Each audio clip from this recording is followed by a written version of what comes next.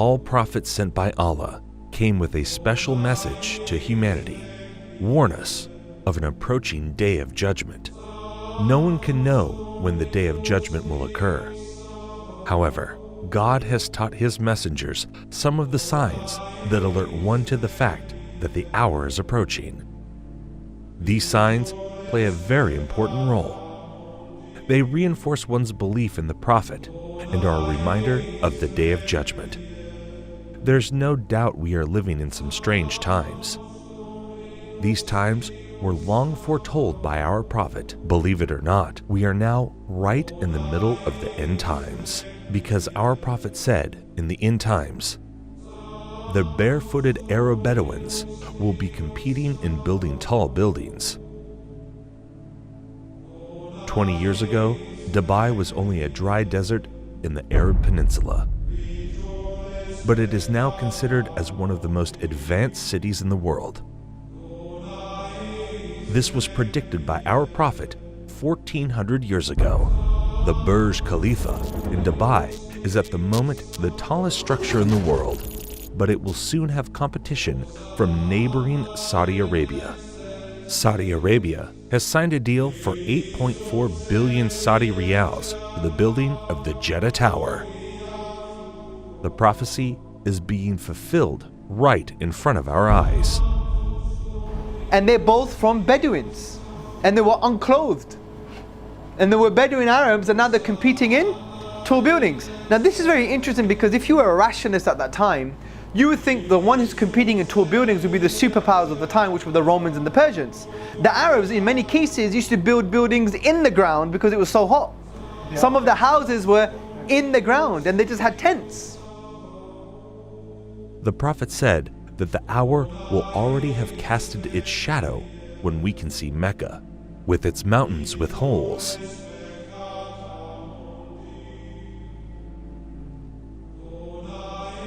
And its buildings reaching the mountaintops. Only a real prophet could make such clear and accurate predictions.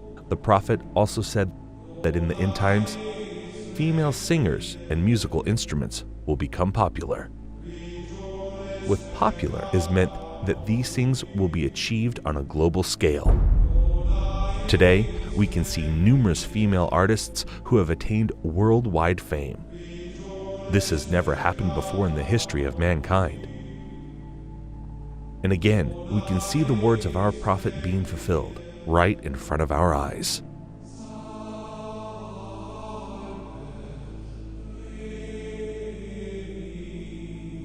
In the end times, people will dance late into the night. Muslim men will resemble unbelieving men. Muslims will slowly but deeply appropriate the traditions and ways of the Christians. Believers turn into unbelievers and will sell their religion for non-essential things of this world.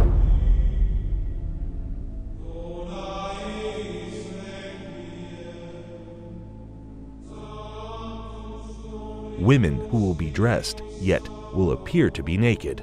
They will seduce men and will be inclined towards them.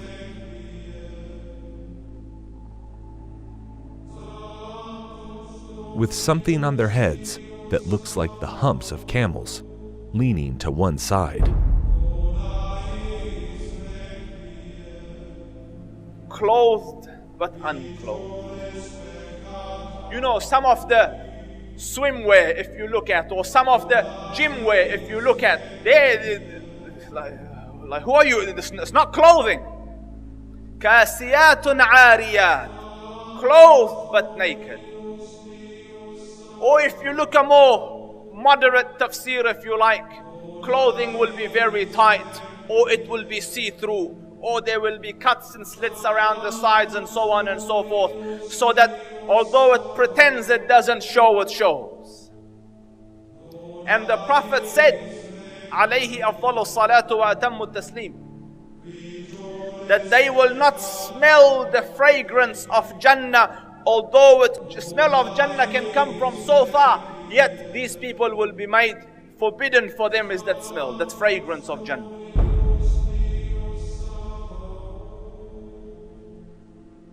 people will walk in the marketplace with their thighs exposed. This sign is very obvious, especially in Western countries. Keep in mind, these events are very recent. Just 100 years ago, even in these countries, the women wore modest clothes. The Prophet said, "Most certainly, people from my nation will consume liquor, which they will describe with some other names." This is a prediction and a reference to the different brands of alcohol that are available today. Liquor stores are strewn throughout the city of Amman. By law, bars and liquor stores must be owned and run by Christians. No Muslims allowed. However, Muslims are perfectly free to patronize them, and they do. Our customers are both Christians and Muslims. We don't really have problems here. There will be many women of childbearing age that will no longer give birth. Women continue to delay having children, according to new data from the Centers for Disease Control and Prevention. The average age for first-time mothers increased from 24 in 2000 to 26 in 2014. The Prophet said these women will enter the workforce out of love for this world, and this is why they will delay having children. Researchers believe the trend of waiting to have children will continue as more women focus on career before starting a family and as they pursue fertility options like egg freezing. In the end times, there will be snubbing and standoffishness among people. There will be an abundance of food, much of which has no blessing in it. This is clearly a reference to fast food, which has absolutely no nutritional value. Wealth will increase so much so that if a man were given 10,000, he would not be content with it. But the wealth will be shared out only among the rich, with no benefit to the poor. The rich will get richer and richer. Today, the top 1% wealthy people have half of the wealth in the world. Western corporations are plundering developing countries. The decoration of mosques will be a matter of pride and competition. Abundance of police squads and oppressive officials who wield whips the size of the tails of cattle.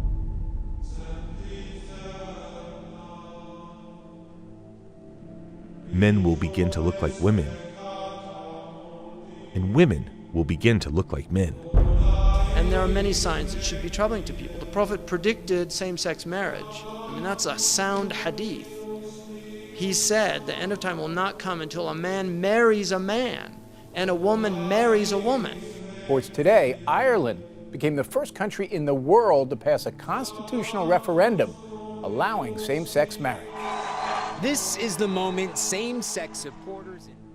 And we have no evidence in human history that that was ever, we have no evidence that any culture has ever sanctioned same-sex marriage. But he said it will be one of the signs of the end of time. He said you will see nikah al-rajul al-rajul, wa nikah al-mar'ati al-mar'a. And nikah here means clearly marriage because homosexuality existed, so he wasn't talking about homosexuality or musahaqa. He was talking about marriage. You know, he predicted that the buildings of Mecca would surpass the mountains. And who could have thought of that in the 7th century of Arabia? Who could have thought of that? He predicted that people would go out of their houses with things on their thighs that would tell them what was happening back in their families. He said that people would talk to shiraku na'alihi, which in Arabic, shiraku na'al is this. That is what a shiraku na'ali, which is the universal sign today for telephone. And he said a man will talk to his shiraku na'al. You know, that's how people say it, right? The Arabs call that shiraku na'al. The Prophet ﷺ predicted many, many things that have come true. That in the 7th century in Arabia, it just would not have been possible to predict those things, or they wouldn't even occur to people.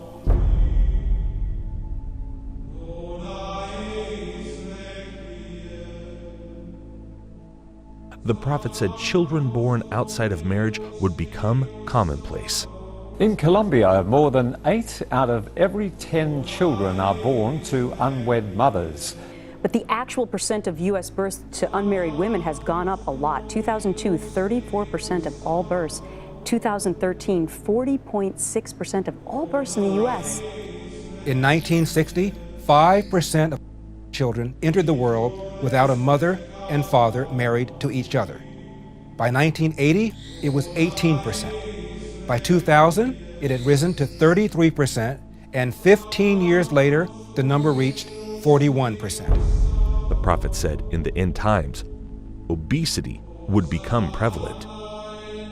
Well, the explosion of overweight and obese people in the developing world is largely down to the emerging economies, those that have gone through a transition from being low-income economies to middle-income economies in the last generation. And that has produced a large middle class of people who have rising incomes and they can buy the foods they want, and they're undertaking more sedentary lifestyles. Smog will appear over cities because of the evil that they are doing. India's second largest city, New Delhi, remains shrouded in dangerously thick smog.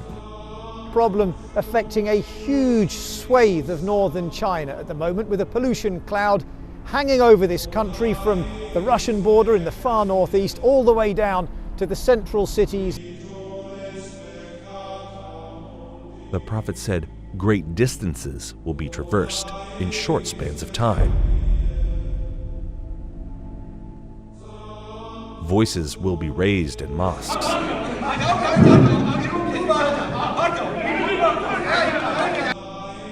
Rain will be acidic or burning. Acid rain is any form of precipitation with high levels of nitric and sulfuric acids.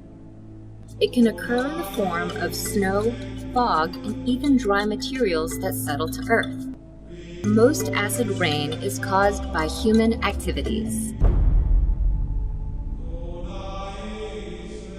That there will be dishes and they will be communicating constantly, and then people will break the ties of kingship.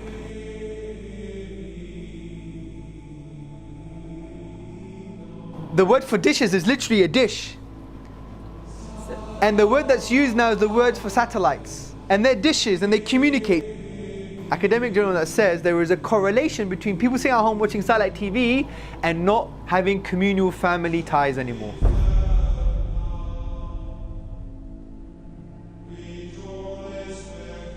A lot of people will be depressed and will wish to be dead.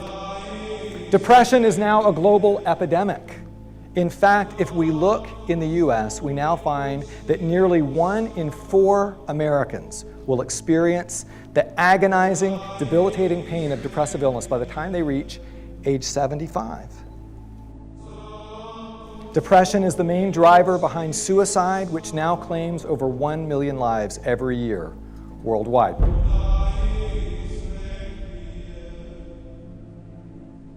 Holding on to Islam would be as if one is holding on a hot coal. A man will be a believer at night and a disbeliever in the morning. Does this sound familiar?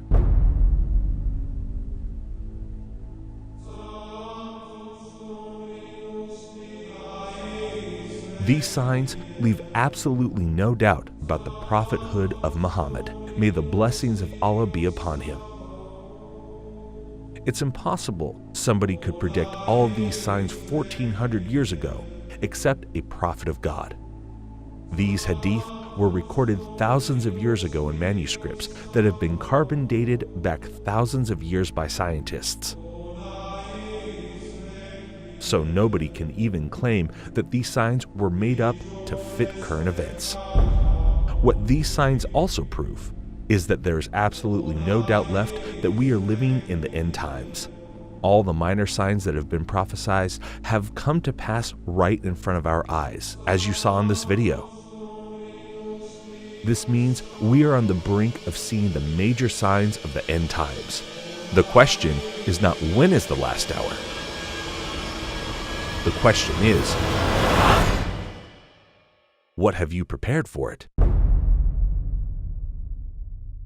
يسألك الناس عن الساعة قل إنما علمها عند الله وما يدريك لعل الساعة تكون قريبا.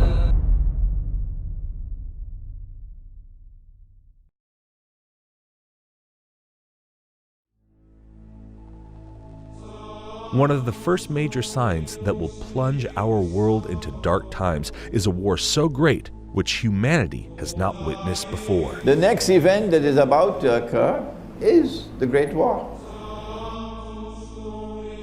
Nabi Muhammad alayhi salatu wassalam, and he said, when Jerusalem is center stage and flourishing, built up, which is where we are now, then look for the Malhama. The Malhama is a great war. The Malhama is not just a great war. It's a war like no war has ever been. That 99 out of every 100 of the combatants will die, will be killed. The only way that 99 out of every 1,000 can be killed is if it's a war with weapons of mass destruction. NATO is preparing for war with Russia. This war has been planned long before the evil forces that rule the world today. These same evil people caused World War I and World War II. We can prove this claim by a letter that was written by an American general, Albert Pike. A 33-degree Mason and a top leader of the Ku Klux Klan, Pike was also believed to be a Luciferian. He claimed he was able to summon Lucifer at will as the Grand Master of the Order of the Palladium. In 1871, Pike allegedly sent a letter to an Italian political activist named Giuseppe Mazzini, in which he describes a curious dream about 3 world wars. In this letter, Pike apparently outlines specific events leading up to World Wars I and II. Additionally, Pike pushed for the organization of communism, Nazism, Zionism, and other international movements as tools to escalate these conflicts. According to this letter, the Illuminati will provoke a 3rd World War by creating religious conflicts in the Middle East. After this war is ended, the letter claims that nihilists and atheists will create bloody turmoil, leading the world's disillusioned masses to follow Lucifer. Today, we can see clear preparations being made for this war. The Georgia Guidestones is a granite monument erected in the United States. This monument has 10 commandments for the world, but to this day, nobody knows the author of these commandments. One of the commandments is to maintain humanity under 500 million people. This proves that satanic powers are behind this, and to achieve this, they will cause a world war, and they will surely succeed in achieving this. Because remember that our prophet said that 99% of the people fighting will die in this war. But why do they want this war? After this war, the world will see the advent of the false Messiah, the Antichrist, the Dajjal. In order for the Dajjal to arrive, they have to prepare Israel to make his arrival. That there is a fella, a mastermind at work, who wants to rule the whole world. He is the one who says a man could marry another man and get a marriage certificate. You know who the fella is. And eventually a man will stand up in Jerusalem and declare, I am Al-Masih, the Messiah. But he would not be Al-Masih, the Messiah. He would be Dajjal, the false Messiah. In order for him to achieve his objective, for Israel to rule the world, he has to make Israel very, very big, like the United States. But that's not possible. Israel cannot expand. Israel is surrounded by the Arabs. Forget it. Or the world has to become much smaller. Which one will it be? Which one will it be? Yes. The answer is the world will have to become much smaller. And that's why we're going to have nuclear war. The main goal of World War I was to dismantle the Islamic State and establish a Jewish Holy Land in Palestine. 1914. talk begins in the British cabinet at the highest levels of promising a Jewish homeland to the Zionists. The Zionists were a movement, a group of influential, powerful Jews in Europe, and the goal of Zionism was the establishment of an independent Jewish homeland, preferably in Jerusalem. But after Israel was established, the majority of the Jews were against a Jewish Holy Land. American Jews, by and large, scoffed at the idea of an independent Jewish homeland. They thought this is ridiculous, we're happy where we are, we're acclimatized, we love America. There was no notion, and they did understand it would cause problems and whatnot. This is why they used Hitler to plunge the world in a second world war and commit a genocide on the Jews. Jews in America did not support Zionism until basically Hitler and World War II. That's when they felt the need to have an independent Jewish homeland, and this is well documented. This is not some type of theory. This is a known fact. World War III will be caused to reduce the world population. This will make it easier for them to rule the world. This is their new world order, with the Dajjal as their ruler. As they say to the world, we must come back to religious values. This is Pax Judaica. But their oppression will be greatest of all, because they want to rule over everybody.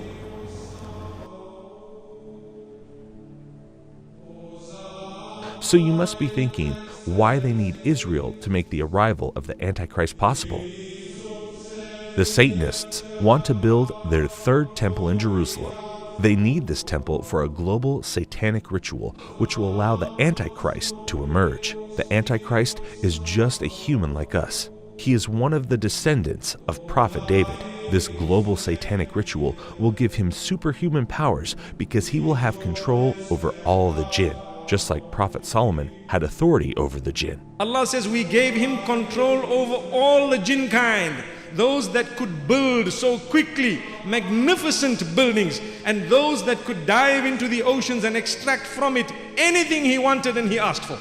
Sulaiman alayhi salam. And he had also the authority to tie up these jinn in such a way that they would be slave for him, doing whatever he wants, all tied up in a line in a uniform fashion. So he had them in his army, and he had the wind in his army, and he was a king at the same time and a warrior. They came down with magic, two angels, Harut and Marut, where in a place called Babil or Babylon. And the reason they had to teach a few people what it was all about was so that they could distinguish between the miracle of a Nabi and the magic of magicians. When they were taught, they knew very well that this is magic, and what Sulaiman alayhi salam has come with is the miracle of a Nabi. They knew that what they are purchasing, the deal that they are making, will render them in such a condition in the Akhirah that they won't have any portion left for them in the Akhirah. If you take a look at Babylon, up to this day, it is the headquarters of magic. There are people, whether they belong to the Illuminati or whether they belong to the Freemasons, part of the same thing, who worship the devil completely, and the devil tells them, we will give you two things, power and kingdom together with everlasting life. The seat of magic is in one of two places. You find it in Egypt where the pyramids are, because there was a lot of magic at the time of Pharaoh. The temple of Solomon is spoken about. May Allah's peace be upon Sulaiman. His intention was brilliant. He in fact abandoned everything, but he had all the books under his throne. They were there. Sulaiman alayhi salam built a temple. It is reported that that tabut, the Ark of the Covenant, was also kept there to this day. And they are saying we were looking for the Ark of the Covenant, and in the process they are destroying the masjid. May Allah subhanahu wa ta'ala protect the haram. They will place this Ark of Covenant in the third temple, which will give the Dajjal his powers. When Musa alayhi salam was passing away, he gave a certain little box known as a tabut. It was a box, the Ark of the Covenant. In it were some of the fragments of the tablets upon which the 10 commandments were written, and a few items inside there. We don't know exactly what, there is dispute as to what it was, but for sure it was a reassurance and a comfort to the people who had it. And when they opened it, they felt very secure, they felt very calm. And every time they fought, they took that ark with them. And when they fought, they won the battle. Whenever the ark was with them, In it had the tablets that were given by Allah subhanahu wa ta'ala to Musa alayhi salam. They will use this divine knowledge for evil. Their third temple will be built at the same location as the Al-Aqsa Mosque. Preparations have already begun for the building of the temple. In Jerusalem, King David established our capital 3,000 years ago. In Jerusalem, King Solomon built our temple, which stood for many centuries.